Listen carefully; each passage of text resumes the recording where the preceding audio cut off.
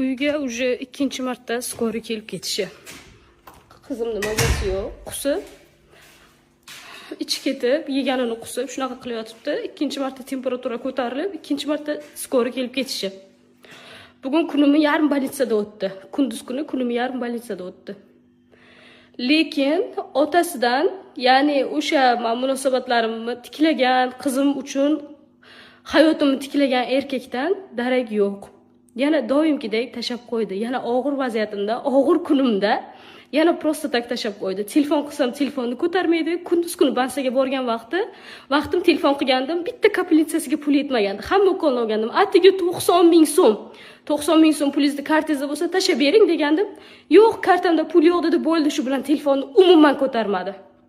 Prosta tak maqsadi men 18 million majburiy ijrodagi arizamni, 18 million ariza shtraf qo'yilgandi uni ustiga, o'shani qaytarib olishim uchun Allohni o'rtaga qo'shib, qizini o'rtaga qo'shib shunaqangi rol o'ynadi. Men unga ishonib arizani qaytarib oldim. Va hozir shunaqangi pushaymonman. Hozir yana og'ir kunimda, homilador ahvolimda kasal bola bilan bir o'zimni bitta uyda yolg'iz tashab qo'ygan. Umuman xabar olgani yo'q, telefonini umuman ko'targani yo'q. O'zi kvartiraga chiqqandek bilsanglar, men buni hali hech kimga aytganim yo'q. O'sha 18 million arizani qaytarib olgan kunimdan boshlab u уже boshladi hunarini. Umuman uzoqlashishdi, umuman bolasidan xabar olmasligida bir tiyin shu kungacha Alloh guvoh tepada. Alloh erkak bo'lsang aytkining. Bir tiyin yarashganimizga mana 2 oy bo'lyapti, bir tiyin xarajat qilmading. To'g'ri, o'sha ariza ustidagi vaqtda bolangga pampers, shunaqa narsa, bir marta pampers olib kelding, bir marta bitta kash olib kelding. O'shandan keyin arizani qaytarib oldim va o'shandan keyin 1 so'm xarajat qilmading bolang uchun. 1 so'm kvartiraga olib chiqib ketding, lekin uyga kelmading o'zing. Sovuq uyga, zax uyga bolang bilan meni yolg'iz qoldirding. Kvartira pulini, ijara pulini to'lamasdan shunday onangkiga ketib yording o'zingning uyingga.